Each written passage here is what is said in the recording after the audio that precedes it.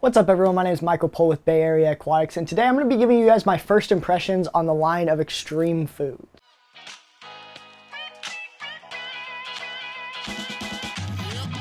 Alright, so first off I want to thank Aquarium Co-Op as well as Xtreme for sending me out a bunch of their food to play with. I didn't pay for any of it, they sent it out to me.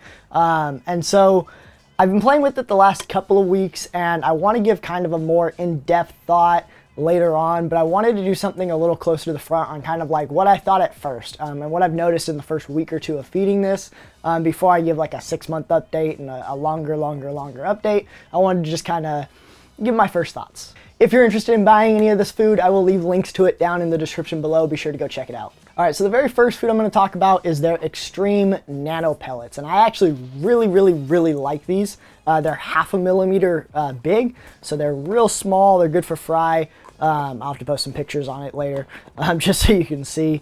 But I absolutely love this stuff. I feed this stuff in my fish room every day now, as well as the Aquarium Co-Op fry food. This is the only food, along with the fry food, that I use every single day, no matter what. Just because it's such good, like, guppy food, it's such good fry food. I really do enjoy it. The next food I'm going to talk about is the community pellet. In my opinion, nothing super special here. It's a real good staple food. All my fish go crazy for it. It's a 1.5 millimeter pellet, and that's what it is. It's just a pellet. Nothing too much to say about it, but like I said, I think it's going to be a good staple food. It's definitely something I feed, and it's good if you're looking for just something basic and generic that you can just kind of feed every day.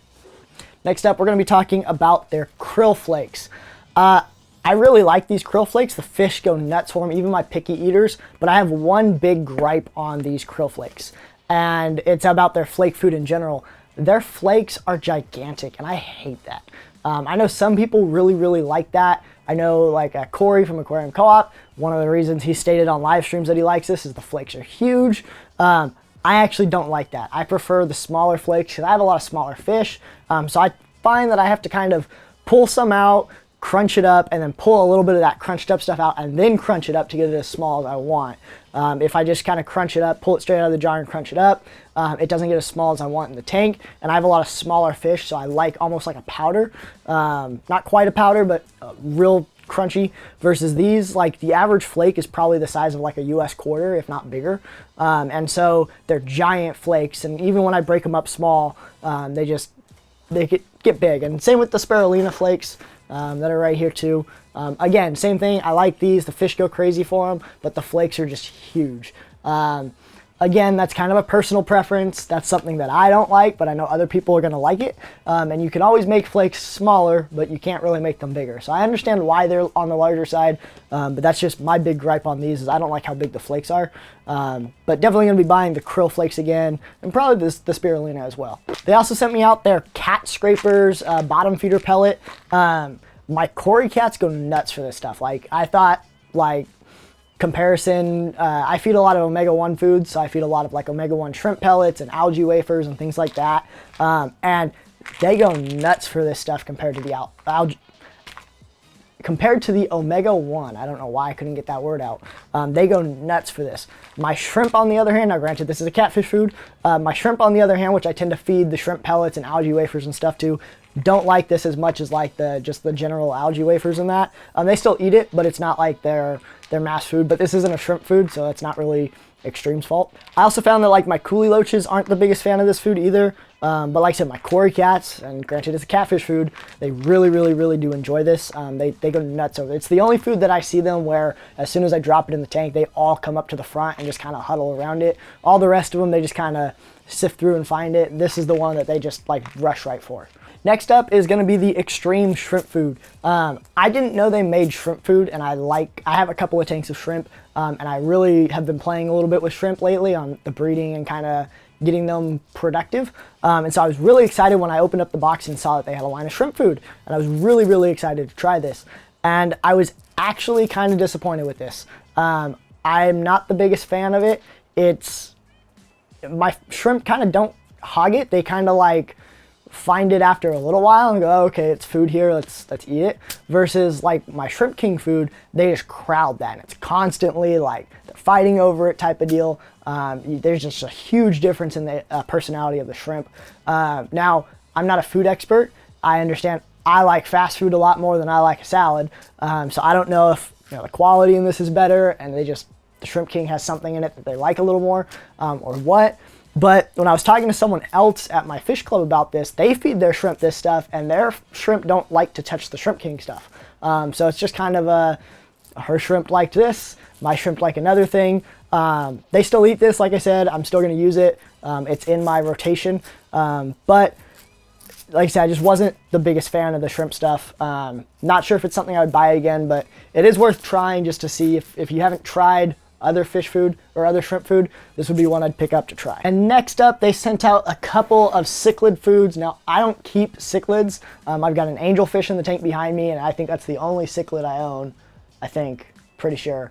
But they sent out the cichlid peewee pellets, which are 1.5 millimeters, and then the big fella pellets. Now, I'm probably gonna give these big fella pellets to a friend of mine that I know that has some bigger cichlids and ask him for his thoughts on it after a couple of weeks, after a couple of months, see how he likes them.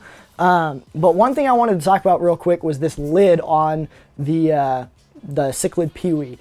It's that quick, easy feed lid that Corey's talked about. So there's it's hard to see with the light there. There's kind of this thing on the top with a little button right here, and you can change it to a full dose or a half dose. And when you put it upside down, and I don't know where I'm gonna put the food after this, but you can press it and it drops in a dose of food. And so you can kind of see, if I can block my face. Come on, camera. There you go, you can kind of see it. But it gives you a dosing of food, and you can choose a full dose or a half dose.